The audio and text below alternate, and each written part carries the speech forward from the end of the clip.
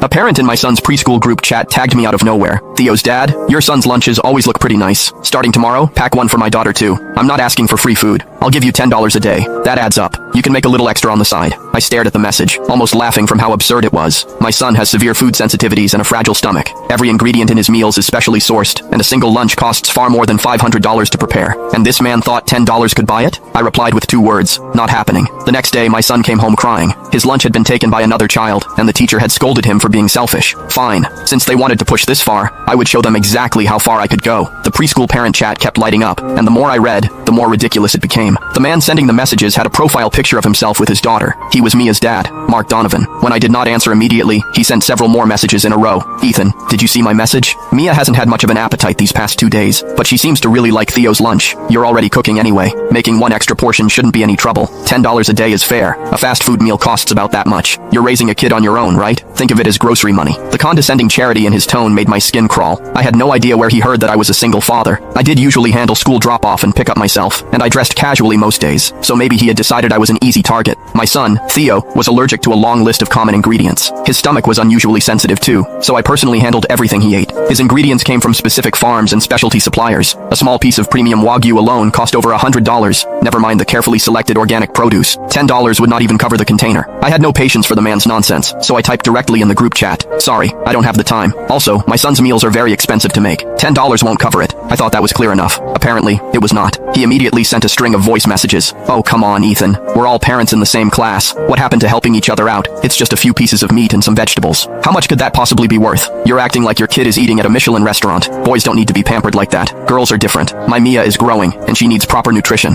Don't you have any sense of priorities? By the time I finished listening, my temper had shot straight up. What decade was this man living in? I was about to tear into him in the chat when Ms. Walker, the classroom teacher, suddenly jumped in. Ethan, Mark is only thinking of the children. Our class has always encouraged sharing. Since Mia likes Theo's lunch, perhaps you can help out a little. It will also help the children build a closer friendship. Reading her blatantly biased message, my expression went cold. I had just transferred Theo to this preschool because it advertised itself as an elite bilingual academy. I thought the standards would be better. Clearly, I had been wrong. I ignored the rest of the messages and tossed my phone aside. They could say whatever they wanted. I was not making lunch for some stranger's daughter. The next afternoon, I went to pick Theo up from school. The moment I reached the classroom door, I saw him standing alone in the corner, his eyes red and swollen like he had been crying. My heart clenched. I rushed over and pulled him into my arms. Theo, what happened? Who hurt you? As soon as he saw me, he burst into tears. His small hands clutched the front of my shirt. Daddy, I'm hungry. Mia took my lunch. My head buzzed. I prepared Theo's portions carefully every day. They were exactly what he needed. If he had not eaten lunch, that meant he had gone hungry for an entire day. More importantly, with his condition,